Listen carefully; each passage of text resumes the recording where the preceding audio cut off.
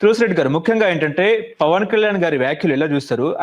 ఆయన తెలంగాణను అవమానపరిచారని చెప్పేసి తెలంగాణ వాదులు మాట్లాడుతున్నారు. అదేవిధంగా తెలంగాణ రాష్ట్ర సినిమాటోగ్రఫీ శాఖ మంత్రి కోమటిరెడ్డి వెంకటరెడ్డి గారు కూడా మీరు ఖచ్చితంగా మీ వ్యాఖ్యలను వెనక్కి తీసుకోవాలి, లేకపోతే మీ సినిమాలు తెలంగాణలో ఆడనివ్వమన్నట్టు మాట్లాడారు. మీరు కూడా ఆ వ్యాఖ్యల్ని వినే ఉంటారు. కోనసీమ అంటే కొబ్బరి తోటలకు తెలంగాణ దృష్టి తగిలింది అన్నట్టు కూడా ఇటు పవన్ కళ్యాణ్ గారు చేసిన కామెంట్స్ ఇప్పుడు భగ్గుమంటున్న పరిస్థితి. తెలంగాణ వాదులు దీని మీద సీరియస్ గా ఉన్నారు. సో ఈ వ్యాఖ్యలు మీరు సమర్థిస్తారా లేదా అంటే ఏం చెప్తారు? ఇప్పుడు ముందు పవన్ కళ్యాణ్ గారు చేసిన వ్యాఖ్యలు ఒకసారి మనము ఆయన వర్డ్స్ లోనే చెప్తే, గతంలో కోనసీమలో కొబ్బరి చెట్లు ఎంతో పచ్చగా ఉండేవి, ఇప్పుడు తలలు తీసేసినట్టు కొబ్బరి చెట్లు ఉన్నాయి. తెలుగు రాష్ట్రాలు విడిపోవడానికి గోదావరి జిల్లాల పచ్చదనమే కారణము. తెలంగాణ నేతలు గోదావరి జిల్లాలో పచ్చదనం బాగుంటుందని అనేవారు, అందుకే దిష్టి తగిలినట్టు ఉంది. ఇది ఆయన చెప్పినటువంటి పదాలు, ఆయన చెప్పిన పదాలు. నా అభిప్రాయం ఏమంటే, ఇది ఆయన ఉద్దేశపూర్వకంగా ఏదో తెలంగాణను కించపరచాలని, అవమానపరచాలని ఈర్ష్యతోనో అసూయతోనో ఉద్దేశపూర్వకంగా చేసినట్టు నేను అనుకోవడం లే. కానీ ఇది చాలా సున్నితమైన అంశం. రాష్ట్ర విభజనే ఇట్లాంటి అంశాల మీద జరిగింది కాబట్టి చాలా సున్నితమైన అంశం కాబట్టి ఆయన జాగ్రత్తగా మాట్లాడాల్సి ఉండాల్సింది. దట్టు ఒక సినిమా యాక్టర్గా, ఒక డిప్యూటీ చీఫ్ మినిస్టర్గా, ఒక పార్టీకి అధినేతగా మరింత జాగ్రత్త వహించాల్సింది. కాబట్టి అంతవరకే నేను భావిస్తా తప్ప అది ఉద్దేశపూర్వకంగా అన్నాడు అనుకోవడం లేదు. ఏది ఏమైనప్పటికీ నాకు తెలిసి ఏదో జనసేన వాళ్ళ ఆయన కూడా కొంత ఇచ్చినట్టు విశ్లేషణ ఇచ్చినట్టుంది. ఏమని ఇది మాటలు వక్రీకరించారు అని అన్నట్టుంది. ఇంకా దానికంటే కూడా నేను ఆ ఉద్దేశంతో అనలేదు. సరే, ఒకవేళ మీ మనసు బాధపడి ఉంటే గన నేను క్షమాపణ చెప్తున్నాను అంటే గన అడిగి ఇష్యూ పరిష్కారం అయిపోతుంది. ఆయన కూడా ప్రతిష్ట ఇమేజ్ పెరిగిపోతుందని నా అభిప్రాయం. కాబట్టి దీన్ని ఉద్దేశపరంగా కానప్పుడు దీన్ని వచ్చేసి లాగాల్సిన అవసరం లేదు. ఆయన కూడా క్షమాపణ చెప్పినంత మాత్రాన క్షమాపణ ఈ విధంగా నేను అనుకోలేదు, ఈ విధంగా ఉద్దేశపూర్వకంగా కాలేదు, అయినప్పటికీ మీ మనసులు బాధపడి అంటే నేను క్షమాపణ చెప్తున్నాను అంటే ఆయన ఇమేజ్ పెరుగుతుంది, సమస్య పరిష్కారం అవుతుందని నా అభిప్రాయం. ఓకే, ఇప్పుడు తులసిరెడ్డి గారు, మీరు సీనియర్ పొలిటీషియన్ కాబట్టి మీకు ప్రశ్న ఏంటంటే, పవన్ కళ్యాణ్ గారికి కూటమిలో సరైన స్థానం లభించట్లేదు అన్నట్టు కూడా ఒక చర్చ నడుస్తా ఉంది. ఏదేమైనా సరే ముఖ్యమైన మంత్రిగా లోకేష్ గారే వ్యవహరిస్తున్నారు అన్నట్టు కూడా మాట్లాడుతున్నారు. ఆయన ముఖ్యమంత్రి కాదు కానీ ముఖ్యమైన మంత్రి అన్నట్టు కూడా ఒక చర్చ నడుస్తా ఉన్న తరుణంలో మీకేమనిపిస్తుంది? అలాంటి వాతావరణం కూటమిలో ఉందంటారా? పవన్ కళ్యాణ్ గారు కొంచెం అనిశ్చితిగా ఉన్నారా అంటే ఏం చెప్తారు సార్? ఇప్పుడు మనము రెండు కోణాల్లో విశ్లేషించవచ్చు. ఒక కోణంలో వచ్చేసి సరే, పవన్ కళ్యాణ్ ఒక పార్టీకి అధ్యక్షుడు, తర్వాత వచ్చేసి డిప్యూటీ చీఫ్ మినిస్టరు, తర్వాత సినిమా యాక్టరు, తర్వాత మన ఇచ్చిన సీట్లలో అన్ని గెలిచారు. ఆ కోణంలో ఆయనకు ప్రాపర్ ఇంపార్టెన్స్ ఇవ్వాలనేది ఒక యాంగిల్. కానీ రెండో యాంగిల్ వచ్చేసి తెలుగుదేశం సీట్లతో పోలిస్తే వీళ్ళకి 21కి 20 గెలిచిండొచ్చు, కానీ తెలుగుదేశం సీట్లని 134, 135. కాబట్టి ఈవెన్ పవన్ కళ్యాణ్ మీద ఆధారపడకుండా, బీజేపీ మీద ఆధారపడకుండా సొంతంగా ప్రభుత్వాన్ని రాష్ట్రంలో నడిపే మెజారిటీ, కావాల్సినంత మెజారిటీ వీళ్ళకు ఉంది తెలుగుదేశానికి. కేంద్రంలో కూడా చంద్రబాబు మీద ఆధారపడి మనుగడ సాగించాల్సిన పరిస్థితి ఉంది. కాబట్టి తెలుగుదేశం పార్టీ పవన్ కళ్యాణ్ మీదనో బీజేపీ మీదనో ఆధారపడి జీవించాల్సిన పరిస్థితి, కొనసాగించాల్సిన పరిస్థితులు లేదు.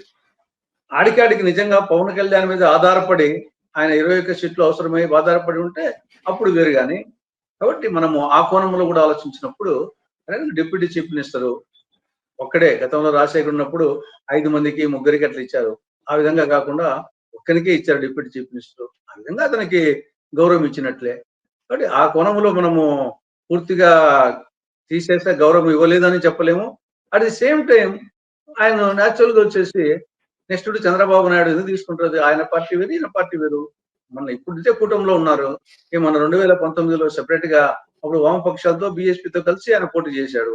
కాబట్టి తెలుగుదేశం పార్టీ వాళ్ళు ఎంతవరకు రెస్పెక్ట్ ఇవ్వాలో ఎంతవరకు ఇవ్వాలో అంత ఇస్తారు తప్ప పూర్తిగా వచ్చేసి చంద్రబాబు తర్వాత ఆయన ఏం చెప్పేసి వాళ్ళు ఎందుకు చేస్తారు? ఆ విధంగా ఈయన ఆశించకూడదు, ఆ విధంగా ప్రజలు ఆశించకూడదు.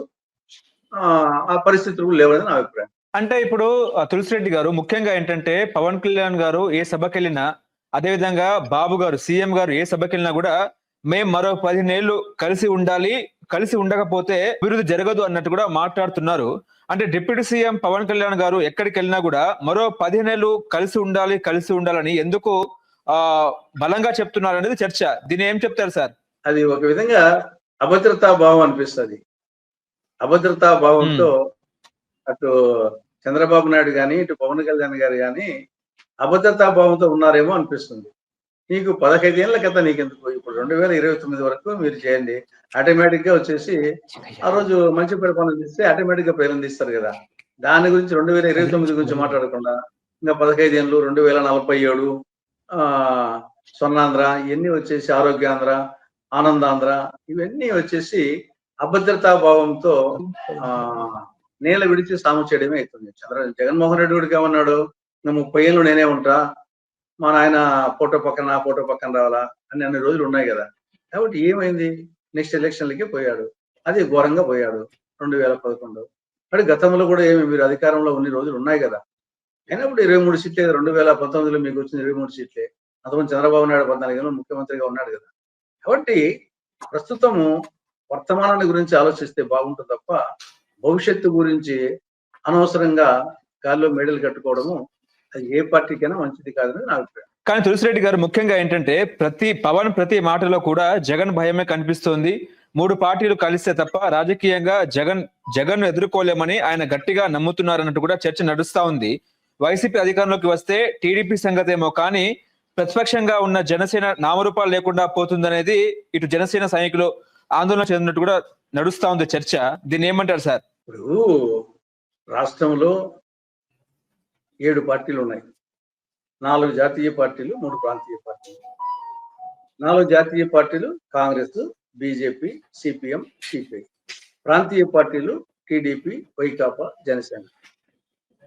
మొత్తం రాష్ట్రాల్లో మొత్తం 16 సార్లు ఎన్నికలు జరిగితే ఒక్కసారి వైకాపా గెలిచింది. 2014లో ఓడిపోయింది, 2019లో గెలిచింది, 2024లో ఓడిపోయింది.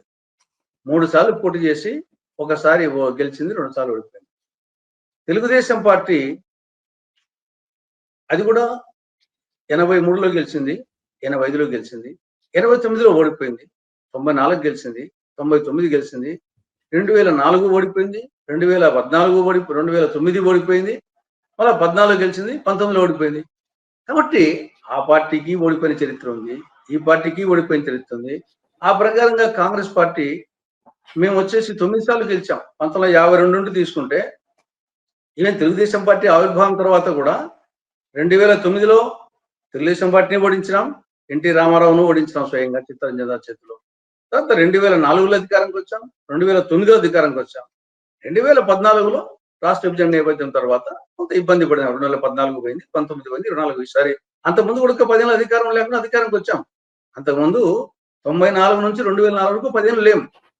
తర్వాత 2004లో వచ్చాం, 2014 వరకు ఉన్నాం. కాబట్టి ఏమి రాసిస్తా రాయలసీమ అన్నట్టుగా వాళ్ళ ఇద్దరు ఆ 2 పార్టీలకి, జగన్ పార్టీకి, టీడీపీకి నేను రాసి పెట్టలేదు రాష్ట్రం. ఎన్టీ రామనే ఓడించిన పార్టీ కాంగ్రెస్ పార్టీ. జగన్మోహన్ రెడ్డి వచ్చేసి 3 సార్లు ఒకసారి గెలిచాడు. చంద్రబాబు నాయుడు స్వయంగా ఓడిపోయినాడు, జగన్మోహన్ రెడ్డి తల్లి విశాఖలో ఓడిపోయింది. కాబట్టి వాళ్ళిద్దరికి ఉన్నట్టు రాష్ట్రంలో రాసిస్తా రాయలసీమ అని ఆయనకి ఈయనకి రాసిచ్చాము రాష్ట్రాన్ని. మేము కూడా ఉన్నాం, కాలం కలిసి రాక ఉన్నాం, అంతేగాని ఎల్లకాలం ఎట్టే ఉంటుందా? బీజేపీ 27 ఏళ్ళు అధికారం రాలి ఢిల్లీలో మొన్న వచ్చింది. 27 ఏళ్ళు. మేమేమో 10 ఏళ్ళకే మేము వచ్చేసి తెరమరుగు అయిపోయాము. వీళ్ళకి వచ్చిన కొద్ది కాలానికే 2 సార్లు ఓడిపోయినా ఒకసారి గెలిచారు. కాబట్టి ఆ 2 పార్టీలే ఉన్నాయనుకోవాల్సిన అవసరం లేదు. మేము కూడా ఉన్నాం, కాలం మాకు కలిసి వస్తుంది. మళ్ళీ మేము వచ్చేసి ఈ ఇద్దరి పాలన చూశారు, దొందే. ముఖ్యంగా రైతుల్లో వచ్చేసి కసితో ఉన్నారు 2 పార్టీల మీద. ఏమైనా కాంగ్రెస్ మేలరా, ముసలుడైనా బసిరెడ్డి మేలని ఒక సామెత ఉంది కడప జిల్లాలో. ఏమైనా కాంగ్రెస్ మేలరా అనే అభిప్రాయం రైతుల్లోనూ మిగతా ప్రజానీకంలో ఉంది. కాబట్టి అనూహ్యంగా 2029కి ఈరోజు మేము చాలా లో లెవెల్లో ఉండొచ్చు, కానీ రాజకీయాల్లో ఉత్థాన పతనాలు, రాజకీయాల్లో జయాపజయాలు శాశ్వతంగా అట్టే ఉండవు. 150